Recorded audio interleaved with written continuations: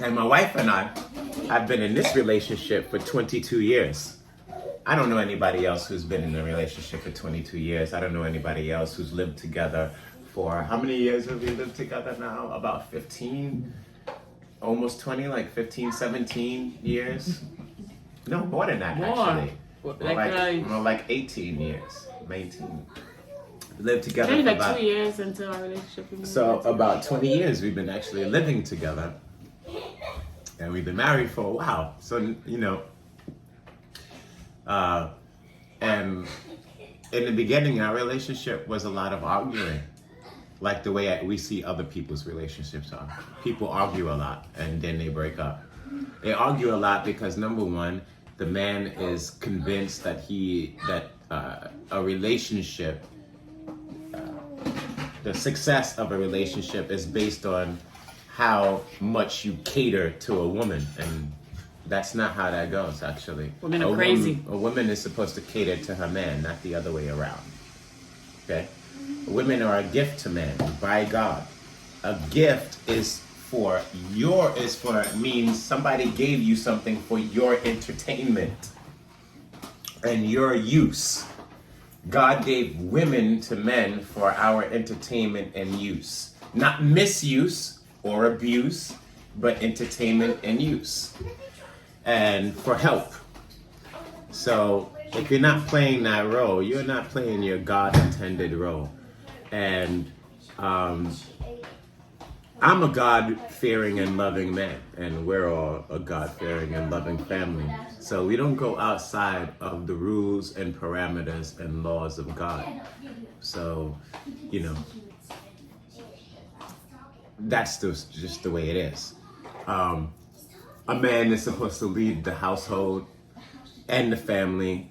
Woman is second in charge, and then you have the soldiers. It's sort of like an army or any other ideal from society, because businesses mimic family, teams mimic family, everything does. Government structures mimic family, right? There's always a leader. Then there's a chain of command, you know. There's one at the head of the pyramid, and then there's levels of authority. And that's the way a family structure is. And it's supposed to be, because it's not like that over here in the United States. In the United States, they promote that, first of all, they don't teach women anything, which is a bad thing. They basically tell women that whatever it is you're doing is okay. They don't give them proper guidance. They give men a lot of guidance, but the guidance that they give men is absolutely destructive to family and destructive to life and destructive to a man's life, period. Like the whole, a man is supposed to be more in touch with his sensitive side. Is not that you're not supposed to be in touch with any side of yourself. You're supposed to be in touch with all sides of yourself. But a man is not supposed to be sensitive. That's not in the man's nature. Man is masculine. Man is aggressive. But also logic, you know. But we are forceful. We are the energy of push. And push is force. You know, positive energy is not only the energy of order and logic, it is also the energy of push or force. And negative energy, as females are, is the energy of pull or take. So it's not just chaotic, it's also pulling and taking things.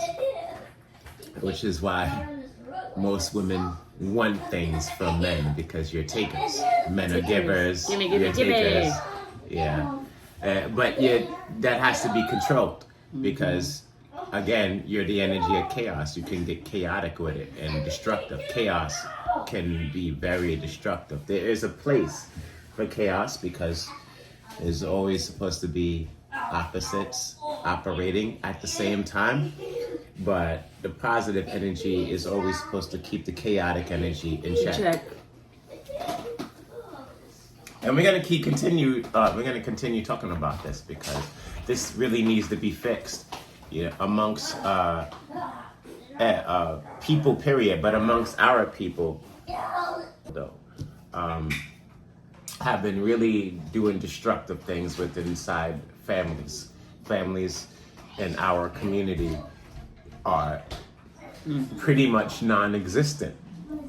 As a matter of fact, they're so much non-existent that when my wife and I, or the family and I, are walking down the street, people smile at us profusely and ask us questions. Like the other day, my wife and I was going shopping, and we was holding hands, and we was smiling, and and enjoying our company, because I enjoy my wife's company.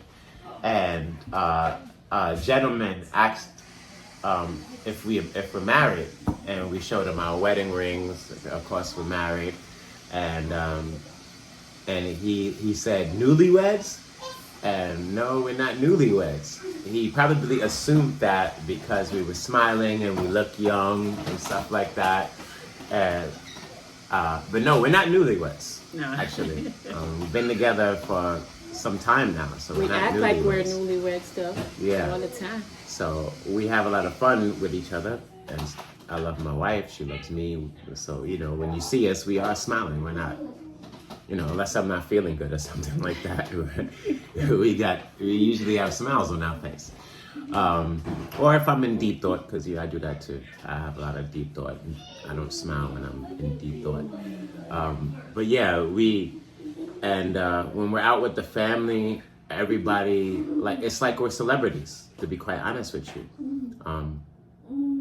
And I understand why people look at us like we're celebrities when we're walking around as a family, because they don't see family.